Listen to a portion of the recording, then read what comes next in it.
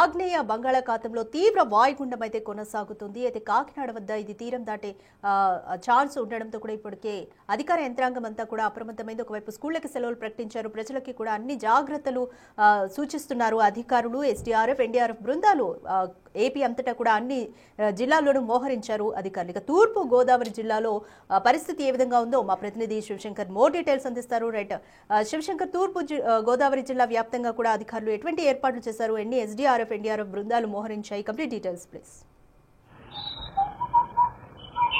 యశ్రాద్గా చూసుకున్నట్లయితే ఉమ్మడి తూర్పుగోదావరిలోని 3 జిల్లాల కలెక్టర్లు కూడా పూర్తి స్థాయి అప్రమత్తం అయ్యారని చెప్పుకోవాలి. ఇటు పక్కన కాకినాడ తీర ప్రాంతంలోనే మొందా తుఫాన్ అయితే తీరం దాటనున్న నేపథ్యంలో ఇప్పటికే కాకినాడ కలెక్టర్ కు పవన్ కళ్యాణ్ కూడా ఫోన్ చేశారు. ఫోన్ లో ఆ పరిస్థితిని, సిచ్యువేషన్ కూడా ఇప్పటికప్పుడు అప్రమత్తంగా ఉండాలంటూ కూడా ఆదేశాలు జారీ చేసిన పరిస్థితి కనిపిస్తుంది. ఈ నేపథ్యంలోనే కలెక్టర్ షణ్మోహన్ తోటి జిల్లా ఇన్ఛార్జ్ మంత్రిగా ఉన్న ఎవరైతే నారాయణ ఉన్నారో నారాయణ కూడా మరికొద్ది సేపట్లోనే మీడియా బ్రీఫింగ్ ఒక కాన్ఫరెన్స్ కూడా ఏర్పాటు చేశారు. దీనిలో మోందా తుఫాన్ కి నియమించిన ప్రత్యేక అధికారి కృష్ణతేజ కూడా పాల్గొంటారని చెప్తున్నారు. అయితే అసలు ఏ విధంగా తుఫాను ప్రభావం ఉండబోతుంది, ఏ ఏరియాల్లో ఎక్కువగా ఈ తుఫాను ప్రభావితం ఉంటుందని కూడా పూర్తిగా అయితే మీడియా బ్రీఫింగ్ అయితే మరికొద్ది సేపట్లో ఇవ్వనున్నారు. 11 గంటల సమయంలో అయితే ఈ మీడియా బ్రీఫింగ్ కి సంబంధించిన ఒక వీడియో కాన్ఫరెన్స్, వీడియో ప్రజెంటేషన్ అయితే జరగబోతుంది.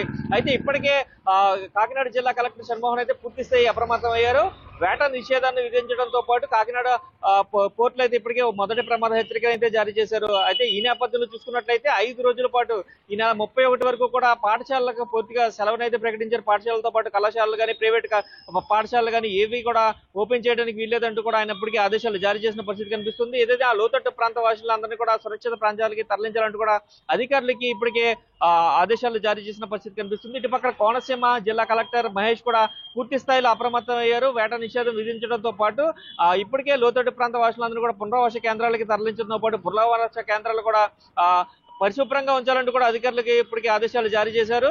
మొత్తం 3 జిల్లాల్లో కూడా తూర్పుగోదావరి జిల్లా కావచ్చు, అంబేద్కర్ కోనసీమ జిల్లా కావచ్చు, కాకినాడ జిల్లా కావచ్చు పూర్తి స్థాయి కమాండ్ కంట్రోల్ రూమ్ లో ఏర్పాటు చేశారు. ఎక్కడికక్కడ విద్యుత్ శాఖతో పాటు రెవెన్యూ శాఖ, అలాగే విపత్తుల నిర్వహణ శాఖ అధికారులు కూడా సమన్వయంతో ఇప్పటికే ఏదైతే ఎక్కువ ఏదైతే లోతట్టు ప్రాంతాలు ఉంటాయో వీటన్నింటినీ కూడా అలర్ట్ చేసిన పరిస్థితి కనిపిస్తుంది. ఇప్పటికే ఏదైతే వరదలో ఎక్కువ భారీ వర్షాల నేపథ్యంలో మినిమం 20 సెంటీమీటర్ల వర్షం అయితే మినిమం గా నమోదవుతుంది. అంతకు మించి వర్షాలు కురుస్తాయి కాబట్టి లోతట్టు ప్రాంత వర్షాలందరినీ కూడా సురక్షిత ప్రాంతాలకు తరలించేందుకు ఇప్పటికే అధికారులు ప్రణాళికలు సిద్ధం చేసుకున్న పరిస్థితి నేపథ్యంలో ఇప్పటికే వర్షాలు స్టార్ట్ అయిపోయినాయి. పూర్తిగా చూసుకున్నట్లయితే అంబేద్కర్ కోనసీమ జిల్లా కావచ్చు, అలాగే రాజమండ్రి తూర్పుగోదావరి జిల్లా కావచ్చు, అదేవిధంగా కాకినాడ జిల్లా కావచ్చు వర్షాలు ఇప్పటికే స్టార్ట్ అయిన నేపథ్యంలో అధికారులు కూడా అప్రమత్తం అవుతున్న పరిస్థితి కనిపిస్తుంది. ఎక్కడికక్కడ లోతట్టు ప్రాంత వాసులందరూ కూడా పునరావాస కేంద్రాలకు తరలించే ప్రయత్నం అయితే అధికారులు చేస్తున్నారు. అదేవిధంగా చూసుకున్నట్లయితే ప్రజలందరూ కూడా అప్రమత్తంగా ఉండాలి. ప్రజల సహకారం కూడా దీంట్లో చాలా ఇంపార్టెంట్ అని చెప్తున్నారు.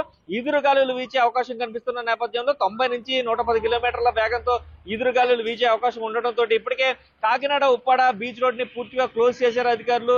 అదేవిధంగా చూసుకున్నట్లయితే ఎక్కడా కూడా ప్రజలు అవసరమైతే తప్ప మామూలుగా బయటికి రావద్దంటూ కూడా ఉత్తుతున్నాయి, రోడ్డు మీద తిరగద్దంటూ కూడా చెప్తున్న పరిస్థితి కనిపిస్తుంది.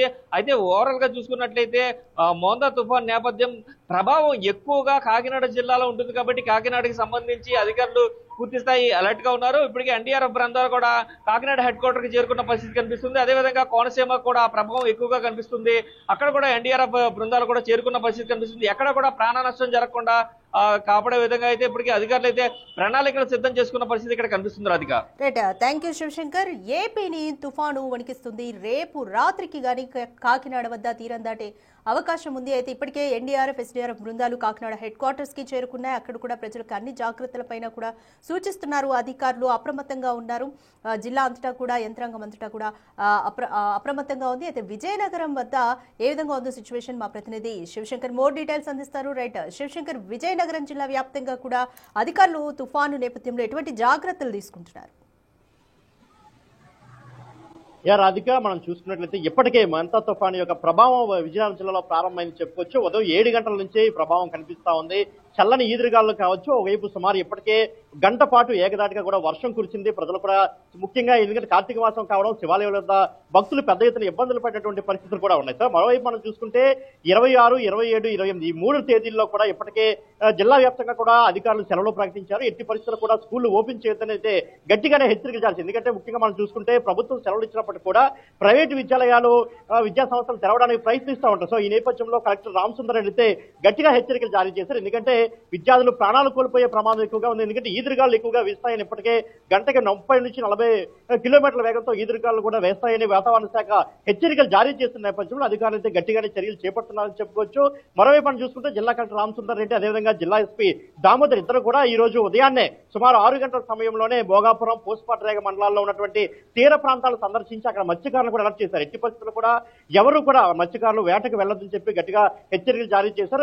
ఎవరైనా వెళ్ళినట్లయితే వారిపై చర్యలు తీసుకుంటామని కూడా ఇప్పటికే వారికి చెప్పడం కూడా జరిగింది. మరోవైపు మనం చూసుకుంటే ఇటీవల కురిసినటువంటి అకాల వర్షాలు ఎంత పంట నష్టాన్ని తీవ్రంగా దెబ్బతీసాయో మనం చూసాం. ఎందుకంటే ఒక మన్యం జిల్లాలోనే 1000 ఎకరాలు సుమారు అరటి పంట నష్టపోయాం. అదేవిధంగా వరి, మొక్కజొన్న పంటలు కూడా పెద్ద ఎత్తున నష్టపోయిన పరిస్థితి. కొంతమంది పునరావాస కేంద్రాలు నష్టపోయారు, కొంతమంది మట్టి గోడలు కూలిపోయి, కొంతమంది గాయాలు పడిన పరిస్థితులు కూడా చూస్తాం. ఈ నేపథ్యంలో పెద్ద ఎత్తున ఎక్కడికక్కడ హెచ్చరికలు జారీ చేస్తున్న చర్యలు అధికారులు చేపడుతున్నారు. మరోవైపు అటు నాగావళి నది కావచ్చు, చంపావతి, వేగావతి నదులు ఉధృతి కూడా పెరిగే అవకాశం ఉన్నందున నదీ తీర ప్రాంతాల దగ్గరలో ఉన్నటువంటి గ్రామాలు ఏవైతే ఉన్నాయో ఆ గ్రామాల్లో కూడా చర్యలు చేపడుతున్నారు.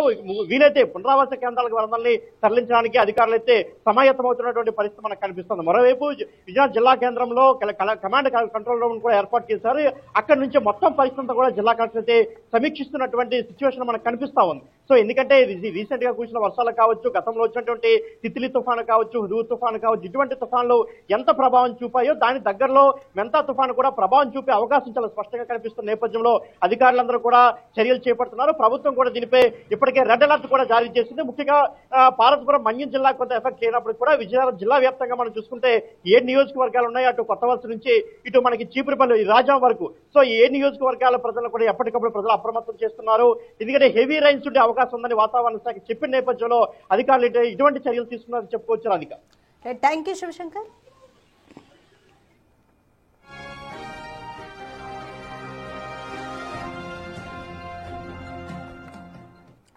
రైట్, ఏపీకి మోందా తుఫాను గండం పొంచి ఉండడంలో అన్ని జిల్లాల వ్యాప్తంగా కూడా అధికార యంత్రాంగం అప్రమత్తమైంది. ఈ తుఫాను ప్రభావం కోస్తా జిల్లాలపైన ఎక్కువగా ఉండనుంది. అయితే ఆగ్నేయ బంగాళాఖాతంలో తీవ్ర వాయుగుండం ఇంకా కొనసాగుతుంది.